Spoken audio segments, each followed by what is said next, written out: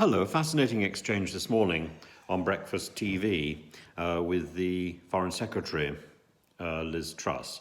And she was confronted with a photograph that showed her at a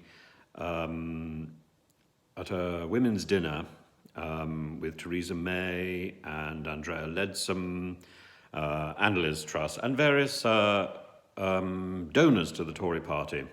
And one of them was Lubov Chernukhin, who is married to Vladimir Chernukhin, and they have been donating to the Conservative Party. And indeed, Mrs. Chernukhin has donated £1.8 million to Conservative funds, making her one of the biggest donors at the moment. And I think since 2012, she's actually given more than that. She's given 2.1 million. Anyway, Liz Truss was asked whether or not she was embarrassed at a photograph taken at this party, and she said she wasn't.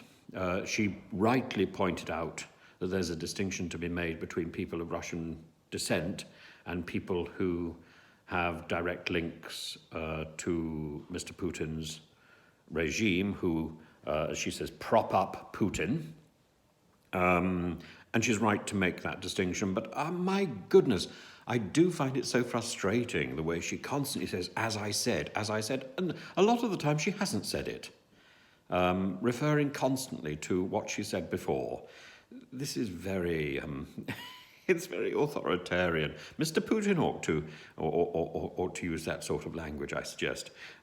Maybe he does. Maybe he does, in fact. Anyway, I think that sources of funding from people from other countries, this is worrying.